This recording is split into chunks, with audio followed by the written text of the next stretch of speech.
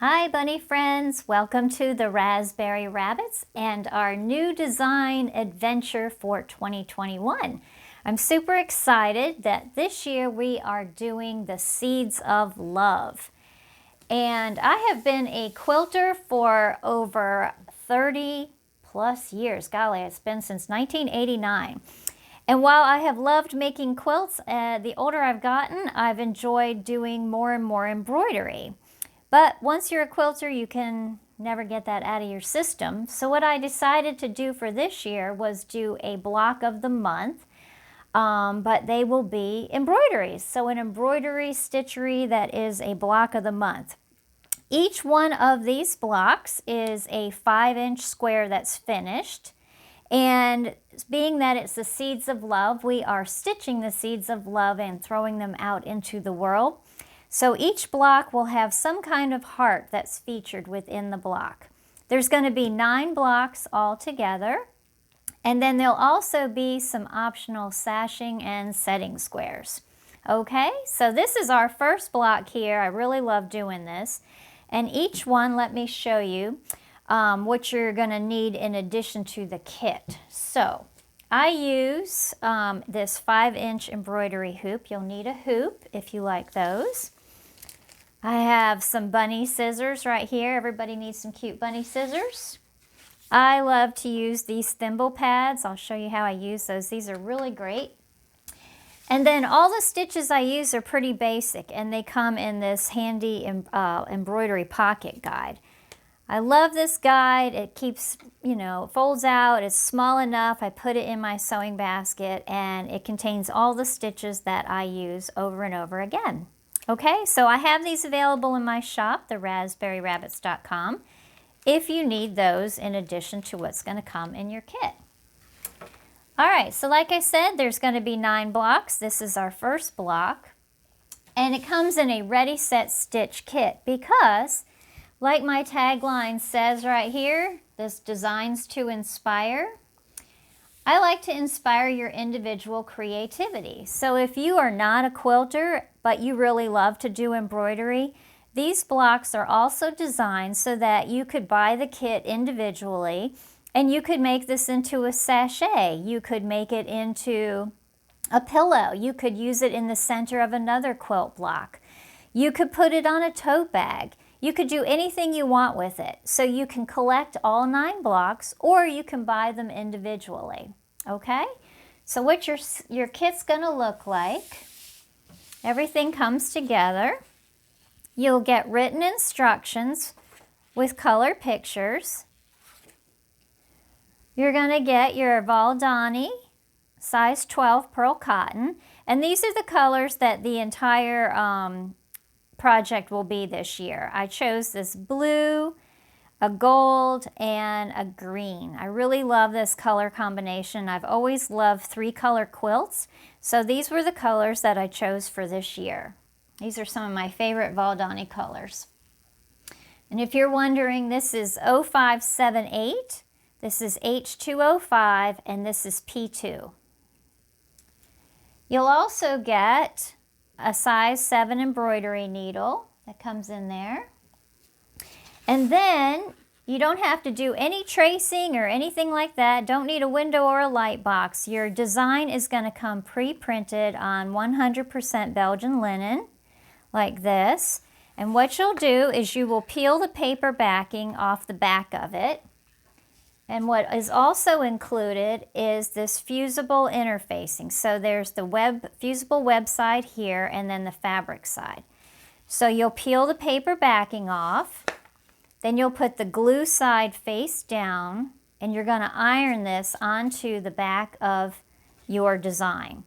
Use a cotton setting on your iron, and you'll press, and you'll know. It doesn't take that long for it to set. But that way, that stabilizes it for you when you start doing your embroidery work. Also, another little tip I like to do, I'll take this over to my sewing machine. And then what I do is I just do this little tiny stitch all the way around the edge of this. It's called stay stitching. It's about 1/8 of an inch all the way around. And that just keeps it from unraveling or fraying like that. It'll stop that so it stays nice and neat for you. Okay, that's just a little tip I do. Your whole kit will come packaged up in this envelope right here and then tied up in a pretty ribbon. So it's ready, set, stitch. You just open it up, iron that on, and you're all set to start stitching. So what I want to show you first is a couple of the stitches that I used to create this. So let me grab my thimble. So like I said, I like to use these thimbles. They can be used over and over again. You just stick them right back on that little piece of paper that it comes on. And they stick, paper's sticking to me, there we go. They stick right there on your finger. They don't come off, and then you just peel it off, put it on that paper, and you can use them over and over and over again. They last a long time, okay? So let me start off with how I did the heart.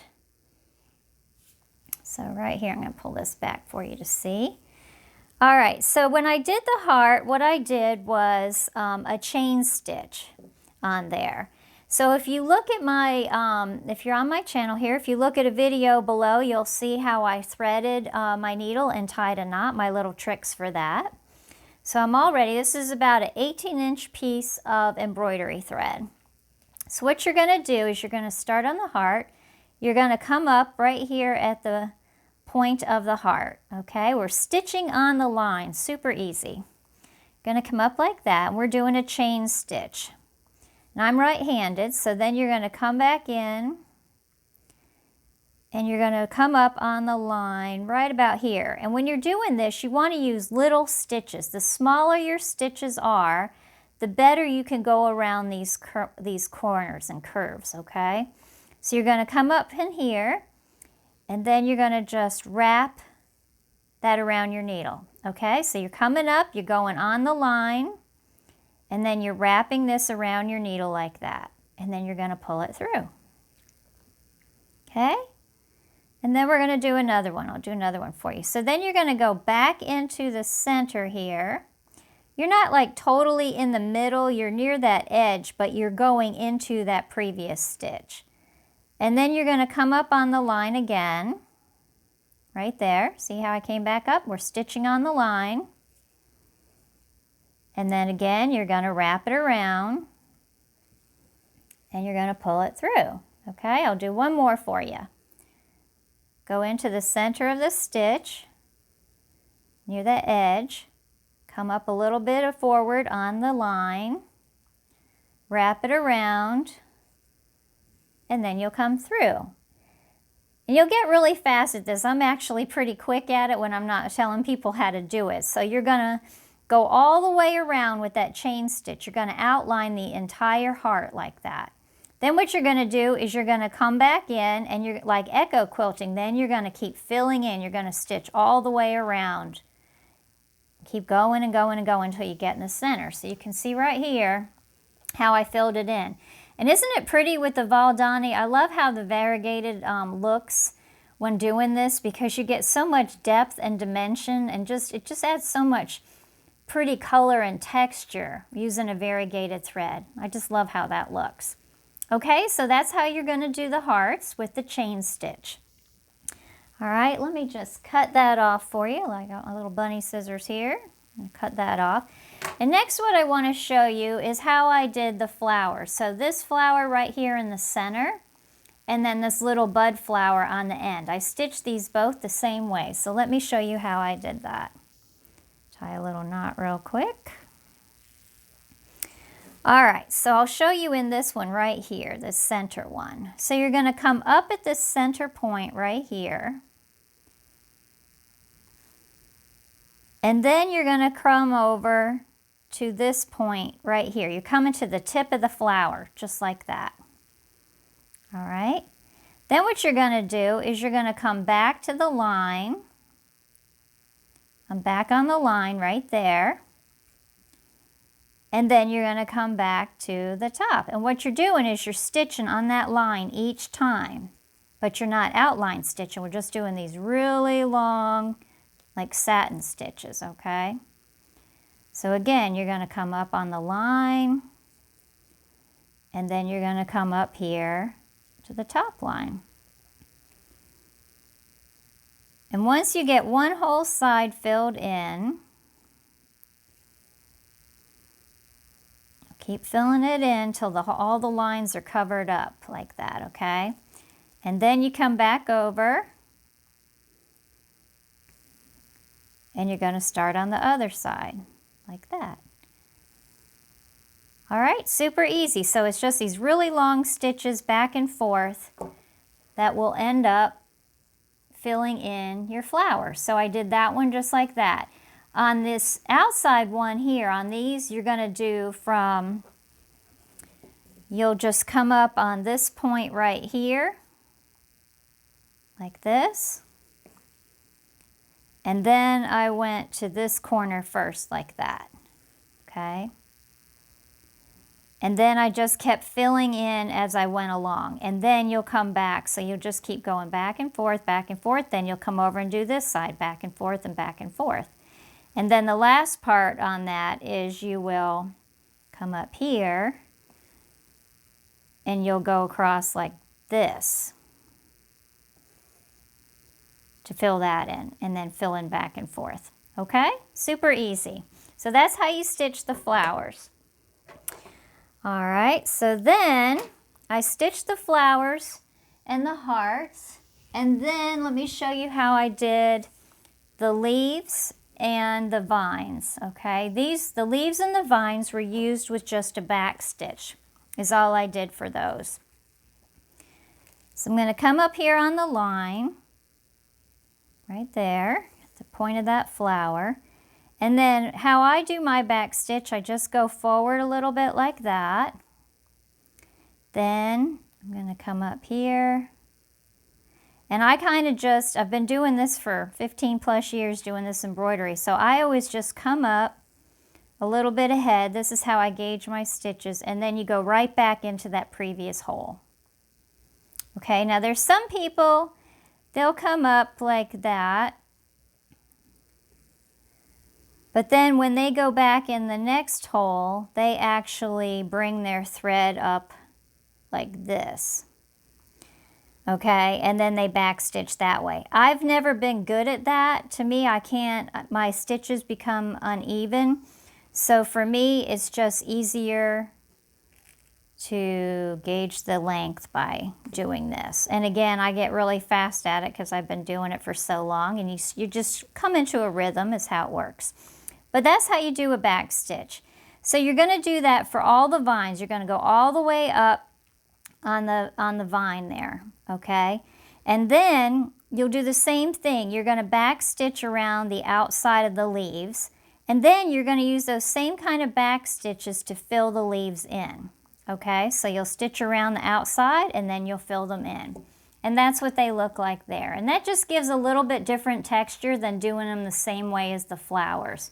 If you could do them the same way as the flowers if you like, but I liked how it just made them look different. I didn't want everything looking matchy-matchy. Okay, so that's how I did those. And then let me show you the French knots that we put in the center there. Grab my last color. This is the H205, the Ancient Gold. Love this color. Got a little knot there. Okay, so with the French knot, so I used French knots here for all these little buds. And then I also put one in the center of this flower. So once you get done stitching all that blue, you'll come up in the center of the flower just like this. And then what I like to do is I wrap it 3 times. 1, 2, 3. And then you're going right back in, not in the same hole, but really close to it. And what I do is I drag it off the corner of my table a little bit because it makes it easier to push through. Because the trick with French knots is you want to keep this part tight. So I usually use my thumb. I keep that real tight, come off the edge of my table so I can push this down. And then you pull that knot all the way through, nice and tight. Perfect little French knot every time. Okay, super fun. So then what I'm going to do is all of this will have been stitched, the green, the leaves, and everything. And what I like to do is I travel from the back through the vine like this to get to the next spot where the French knot is. So I just came up through that little bit of green right there, and then I'll do the next French knot. So you can see I'm coming up on that point just a little bit. See right on that dot? My needle's coming up. And then again, you're going to wrap 3 times. 1, 2, 3. And you're going to put that right back in, just right beside it. Needle up in the air. Again, keep this tight. And bring it over. And whoop, there you go. Perfect little French knot. Aren't they cute? Okay, so when you get done stitching your entire block, you can save this and collect all 9 blocks if you like. Put this away and collect all 9. I'm also going to offer you some sashing and setting squares probably in April, so that once you get 3 blocks done, if you want to start making it into the quilt, you can.